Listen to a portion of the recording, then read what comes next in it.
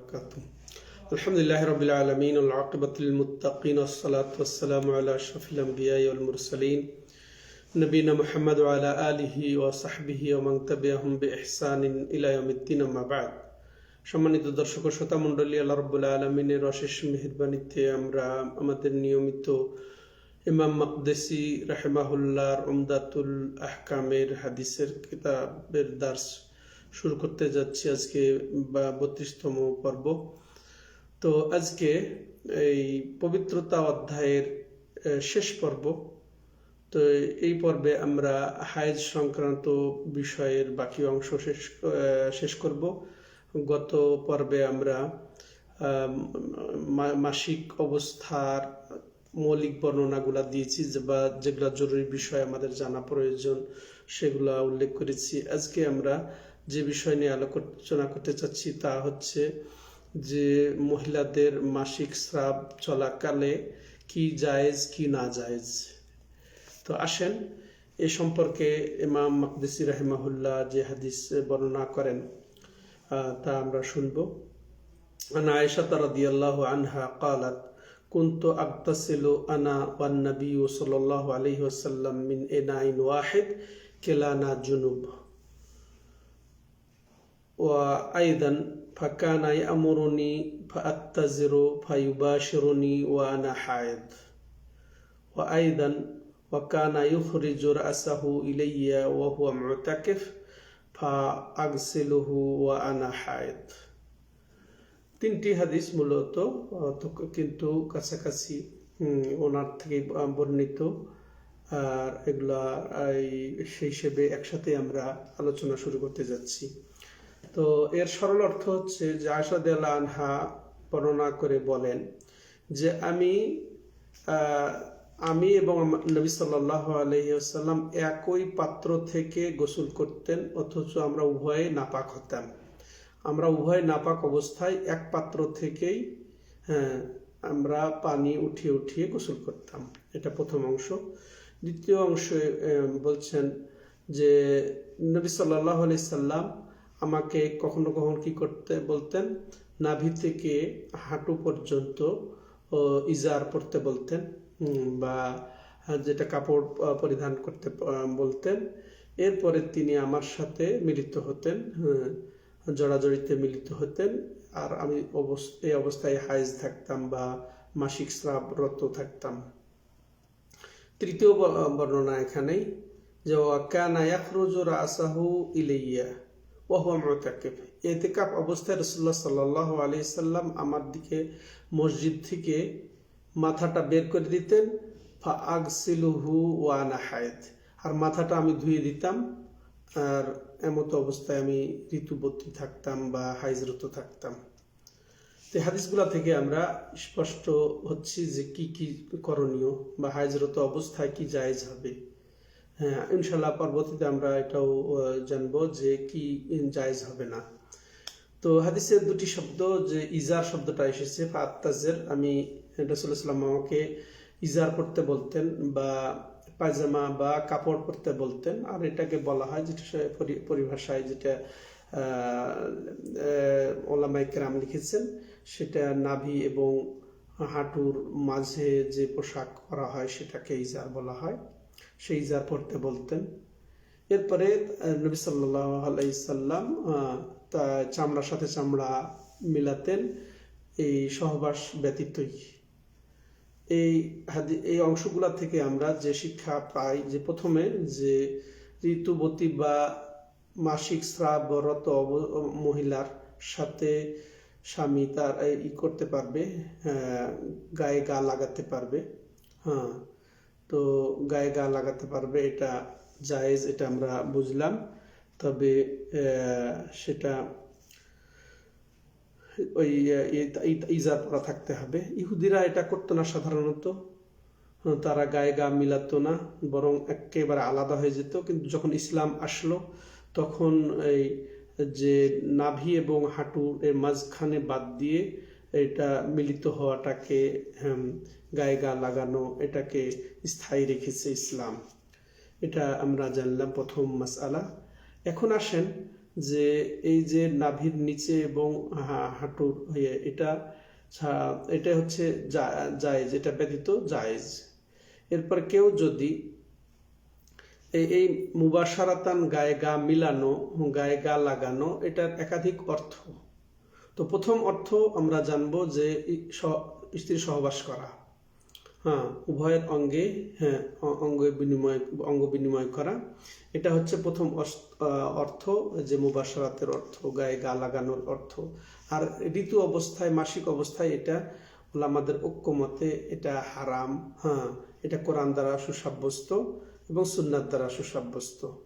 কেউ যদি জেনে বুঝে এটার হুকুম জানে, স্বেচ্ছায় এই হায়জরত অবস্থায় নিষিদ্ধ জানা সত্ত্বেও কেউ যদি এই সহবাস করে ফেলে, মিলিত হয়ে যায় উভয়ে, যেটা তাহলে তার কি হুকুম? তার হুকুম সম্পর্কে দ্বিমত আছে। প্রথম মত হচ্ছে যে কাফারা আদায় করতে হবে, তাকে কাফারা আদায় করতে হবে, প্রথম মত। এই মতটি ইবনে তাইমিয়া, ইবনে কাইয়িম জাওজিয়া রাহিমাহুল্লাহ, মুহাম্মদ ইব্রাহিম ইবনে বাজ রাহিমাহুল্লাহ পূর্বের মুফতি, এবং ইবনে বাজ এবং উসাইমিন রাদিয়াল্লাহু তাআলা আনহু, এমনকি শেখ মোহাম্মদ উসাইমিন রাহিমাহুল্লাহর উস্তাদ সাদি রাহিমাহুল্লাহ এদিকে ঝুঁকেছেন যে তাকে কাফারা দিতে হবে কেউ যদি ঋতু অবস্থায় সহবাস করে ফেলে।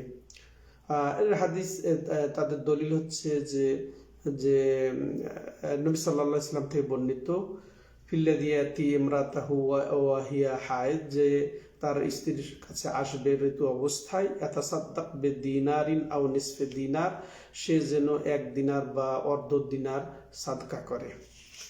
এই দলিল ভিত্তিতে তারা বলে। দ্বিতীয় মত হচ্ছে যে কাফারা দেওয়া লাগবে না, বরং তওবা যথেষ্ট। এই মতটি পোষণ করেছেন অনেক উলামায়ে, তার মধ্যে ইমাম মালিক, আবু হানিফা রাহিমাহুল্লাহ, ইমাম শাফি, তো ইবনে কুদামা রাহিমাহুল্লাহ এই মতটি পোষণ করেছেন। আর তারা কারণ দর্শিয়েছেন যে হাদিসটি বলা হলো ইতিপূর্বে আব্দুল্লাহ ইবনে আব্বাস থেকে বর্ণিত, তো সেটা অবশ্য মওকুফ, রাসূল থেকে সরাসরি সাব্যস্ত নয়। এই জন্য তারা মনে করেন যে এটা আমলযোগ্য নয়, বরং তওবায় যথেষ্ট। তবে উত্তম হচ্ছে যে এই যে বইয়ের আমরা থেকে আরো সারা করছি, মানসুর বিন মোহাম্মদ আস-সাকউব হাফিজাহুল্লাহ, ইনি বলছেন যে উত্তম হচ্ছে যে কাফারা আদায় করা, এটা উত্তম বা সুন্নত হবে 2 কারণে। এক, এই হাদিসটি আব্দুল্লাহ ইবনে আব্বাস থেকে মওকুফ বর্ণনা, আর এর কোনো বিরোধী নেই। এই মতের কেউ বিরোধী ছিল না সাহাবাদের মধ্য থেকে। দ্বিতীয় কারণ হচ্ছে যে আসলে এটা সাধারণত এটা গুনহার কাজ, এটা ঠিক, এটা গুনহা অবশ্যই। তো গুনহার পরে নেকি করলে এই গুনহাটা মিটে যায় মর্মে একের কোরআন থেকে হাদিস থেকে দলিল আছে। যেমন আমরা পাই কোরআনে ইন্নাল হাসানাত ইউযহিবনাস সাইয়্যাত, যে নিশ্চয় এই যে গুনহাগুলাকে দূরীভূত করে কিসে? নেকিতে। তাহলে এই কাফারা দেওয়া, সাদকা করা, এটা অবশ্য একটা নেকি, তো সেটা গুনাহ মাফ হয়ে যাবে। তেমন রাসূলুল্লাহ সাল্লাল্লাহু আলাইহি ওয়াসাল্লাম বলেছেন আতবিস সাইয়্যাতাল হাসানাতা তামহুহা, তো গুনার পরে নেকি করো, তাহলে সেটা মিটে যাবে বা সেটাকে মিটিয়ে দিবে। এটা তাহলে সহবাস করলে ঋতু অবস্থায়। তৃতীয় হচ্ছে যে যেটা গায়ে জড়াজড়ির অর্থ বোঝায়, মুবাশারাতের অর্থ বোঝায়, যে নাভির উপরে এবং হাঁটুর নিচে যদি মিলিত হওয়া যায়, মেশামেশি করা যায়, এটা ঐক্যমতে জায়েজ, এতে কোনো সমস্যা নেই। সম্মানিত দর্শক ও শ্রোতা মণ্ডলী, তৃতীয় যেটা গায়ে জড়াজড়ির অর্থ বোঝায়, সেটা ওই যে নাভির নিচে এবং হাঁটুর উপরে এই জায়গাটা, এটা একটু এই বিষয় স্পর্শকাতর বিষয়। তো এটা অবশ্যই লজ্জাস্থানের উভয়টা, যে পেশাব পায়খানার উভয় রাস্তা বাদ দিয়ে যদি কেউ নিজেকে কন্ট্রোল করতে পারে, তাহলে তার জন্য জায়েজ, নচেত জায়েজ নয়। সে যদি এইরকম জড়াজড়ি করতে গিয়ে, মিলিত হতে গিয়ে যদি নিজেকে কন্ট্রোল না করতে পারে, তাইলে তার জন্য জায়েজ নাই। কিন্তু যিনি দুর্বলতার কারণে হোক, আর নিজে অবশ্যই চেক দিতে পারবে, পাক্কা মুমিন, পরেজগার, তাইলে তার জন্য জায়েজ আছে। তাহলে নাভির নিচ এবং হাঁটুর উপরে এইভাবে মিলিত হওয়া। দ্বিতীয় শিক্ষা যা এই হাদিসগুলি থেকে আমরা যেটা পেয়ে থাকি, যে এই হায়েজরত অবস্থায় বা মাসিকরত অবস্থায় মহিলাদের সাথে স্বামী যে জড়াজড়ি করবে, এতে ওই কাপড় থেকে বাঁচা জরুরি না। মেয়েদের কাপড় থেকে নিজেকে চেক দেওয়া, নিজের কাপড় বা নিজের শরীরকে চেক দেওয়া জরুরি না। হ্যাঁ, যদি একান্তই যে রক্ত ভরে যায় সেটা ধৌত করা হবে। তৃতীয় শিক্ষা যেটা আমরা পাই, যে স্ত্রীরা সাধারণত খেদমত দেবেন, যেটা স্বাভাবিক সামাজিকভাবে যেটা এটা চলমান, সেটা সে অনুযায়ী দেবে। এটা এখানে দলিল পাওয়া যাচ্ছে যে নবী সাল্লাল্লাহু আলাইহি সাল্লামের খেদমত করতেন। যেমন আয়েশা রাদিয়াল্লাহু আনহা বলতেন যে তিনি এতাকাবরত অবস্থায় থাকতেন, আমি ঋতু অবস্থায় তিনি মাথা বের করে দিলে আমি ধুয়ে দিতাম, আর অন্যান্য কাজ, এটা বোঝা যাচ্ছে। তেমনই ভাবে মসজিদের থেকে আংশিক শরীর বের করে দিলে, মাথা বের করে দিলে ইতিকাফের যে নিয়ম নীতি এটা ভঙ্গ হবে না, এটা আমরা জানলাম। তেমনি ভাবে আমরা জানি যে স্বামী স্ত্রী একসাথে এক পাত্রে গোসল করলে সেটা বড় নাপাকি হোক ছোট নাপাকি হোক, পবিত্রতা অর্জন করলে জায়েজ আছে। এই মর্মে আরো হাদিস এসেছে যে আমাদের কি করণীয় নয়। আন আয়েশা রাদিয়াল্লাহু আনহা قالت كان رسول الله صلى الله عليه وسلم يتكي في حجري وانا حائض فيقرأ القرآن। তো এখানে আয়েশা রাদিয়াল্লাহু আনহা বর্ণনা করে বলছেন যে রাসূলুল্লাহ সাল্লাল্লাহু আলাইহি সাল্লাম আমার কোলে তিনি টেক লাগাতেন, হেলান দিতেন। এই অবস্থায় আমি ঋতুবতী হতাম বা মাসিক স্রাব হতো, আর তিনি ওই টেক লাগিয়ে আমার কোলে মাথা রেখে তিনি কোরআন পড়তেন, ফায়াকরাউল কোরআন। তো এর থেকে আমরা যেগুলো শিক্ষা পাই সেটা হচ্ছে কি, যে ঋতুবতী বা মাসিকরত স্ত্রীর কোলে বা শরীরে হেলান দিয়ে কোরআন পড়া জায়েজ আছে। হ্যাঁ, তো এটা যদিও ওই যে নাপাক অবস্থা, এর থেকে বোঝা গেল যে তার নিকটে বসা, এটা জড়াজড়ি করা, এটাও জায়েজ আছে। এতে বলা গেল যে ময়লা আবর্জনার পাশে এটা ভালো কাজ বা কোরআন পড়া জায়েজ আছে, থেকে এটাও বোঝা গেল। এবার দ্বিতীয় যে শিক্ষা আমরা পাচ্ছি এই হাদিস থেকে, যে কোরআন বহন করা, কোরআনকে স্পর্শ করা, সরাসরি স্পর্শ না করে, হ্যাঁ, ওটা কাপড় লাগিয়ে বা গ্লাভস পরে বা কাপড়ের সাহায্যে এটা গ্রহণ করা বা সরানো, এটা জায়েজ আছে। তেমনি ভাবে এটাও আমরা জানলাম যে হেলান দিয়ে কোরআন পড়াও জায়েজ আছে। যেমন এটা সাধারণত বসে পড়তে হবে, কিন্তু কেউ যদি হেলান দিয়ে এমনকি শুয়ে থেকেও কোরআন পড়া জায়েজ আছে, পার্শ্বদেশে থেকে কাত হয়ে পড়াও জায়েজ আছে। যেমন এই আয়াতটি আমাদেরকে এই ক্ষেত্রে সহায়তা করে যে আল্লাযীনা ইয়াযকুরুনাল্লাহা কিয়ামান ওয়া কুউদান ওয়া আলা জুনুবিহিম, যে যারা মুমিনদের গুণ বর্ণনা করে আল্লাহ বলছেন যে যারা আল্লাহর জিকির করে দাঁড়িয়ে, বসে এবং তারা পার্শ্বদেশে অর্থাৎ শুয়ে থেকে। তাহলে জিকির মধ্যে অন্যতম জিকির, উত্তম জিকির হচ্ছে তেলাওয়াত, কোরআন তেলাওয়াত করা। সম্মানিত দর্শক ও শ্রোতা মণ্ডলী, তাহলে এই হলো আজকের আমাদের আলোচনা। আর একটা হাদিস দিয়ে আমরা শেষ করতে চাই। যেমন এটা হাদিসটি বর্ণনাকারী হচ্ছে মুআদা قالت سألت عائشة رضي الله عنها فقلت ما بال الحائض تقدير الصوم ولا تقضي الصلاة إلى آخر الحديث। মুআদা একজন মহিলা সাহাবী, ইনি বর্ণনা করছেন, তিনি বলছেন যে আমি আয়েশা রাদিয়াল্লাহু আনহাকে জিজ্ঞাসা করলাম, কি বললাম যে কি ঘটনা যে ঋতুবতী মাসিক রত মহিলা সলাৎ কাজা করবে না, সিয়াম কাজা করবে, রোজা কাজা করবে রমজান মাসে যেটা মিস গেছে, কিন্তু সলাৎ কাজা করবে না, এটার কারণ কি? তো ফাকালাত আয়েশা রাদিয়াল্লাহু আনহা জবাব দিলেন, আহারুরিয়াতুন আন্ত, তুমি কি তাহলে হারুরি?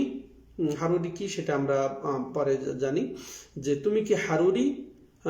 কুলতু, আমি বললাম, লাস্তু বিহারুরিয়া, আমি তো হারুরি নই, ওয়ালাকিন্নী আসআল, কিন্তু আমি এটা আসলে মাসলা জিজ্ঞাসা করছি।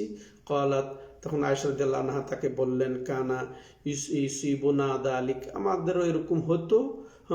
ফানুমারও, এমত অবস্থায় আমরা হুকুম প্রাপ্ত হতাম, কার থেকে? রাসূল থেকে, বেকাদাই সাওমে, সাওম কাজা করার, ওয়ালা নুমারু বেকাদাই সালাতে, আর সালাত কাজা না করার। এটা হুকুম পেতাম, বাস এটাই যথেষ্ট যে রাসূলুল্লাহ সাল্লাম এটা কাজা করতে বলেছেন, সওম আর সালাত কাজা করতে বলেন নাই, এটা হুকুম পা, এটাই যথেষ্ট। তুমি ওই হারুরিদের মতো এরকম প্রশ্ন করছো কেন, এটা তিনি বুঝাতে চেয়েছেন। সম্মানিত দর্শক শ্রোতা মণ্ডলী, হাদিসের বর্ণনাকারী মুআদা বিনতু আব্দুল্লাহ আল আদাউইয়া, তো তিনি আয়েশা রাদিয়াল্লাহু আনহাকে যা প্রশ্ন করেছেন সেটা আমরা শুনলাম। তো হারুরিয়ার কথা বলছিলাম যে আয়েশা রাদিয়াল্লাহু আনহা বলছেন তুমি কি হারুরি? আসলে হারুরি নিসবত হচ্ছে যে কুফা থেকে 2 মাইল দূরে এই একটা গ্রাম ছিল। কুফা থেকে 2 মাইল দূরে এই গ্রাম ছিল, সেটা হারুরি, গ্রামটার নাম হারুরি। তো এখানে এরা ছিল চরমপন্থী, যারা খারেজি আকীদা পোষণ করতেন, ওরা ওখানে ছিল। আর ওদের দিকে সম্বন্ধ করে যারা ওই আকীদা পোষণ করে তাদেরকে হারুরিয়া বলা হয়, আসলে খারেজি। এটা যারাই এই আকীদা পোষণ করে তাদেরকে হারুরিয়া বলা হয়, মানে খারেজি। আর এদের ছিল কঠিন চরমপন্থা। আর কাজী ইয়াজ রাহিমাহুল্লাহ বলেন যে আসলে খারেজিদের এরকম একটা ছিল, কেউ কেউ এটা করতো। খারেজিদের অনেক দল আছে, তার মধ্যে এক দল হাইজরত অবস্থা নামাজগুলা যেগুলা পড়া হতো না সেগুলাকে কাজা করার পক্ষে ছিল, এই জন্য তাদেরকে হারুরি বলা হয়, বা এই যারা এই পোষণ করে।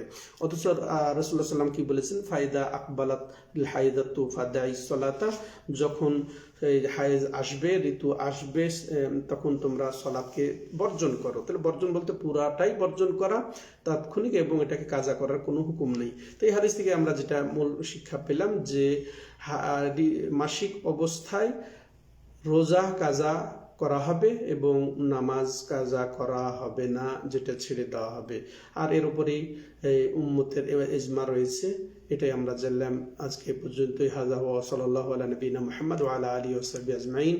সুবহানাকাল্লাহুম্মা বিহামদিকা আশহাদু আল্লা ইলাহা ইল্লা আনতা আস্তাগফিরুকা ওয়া আতুবু ইলাইক।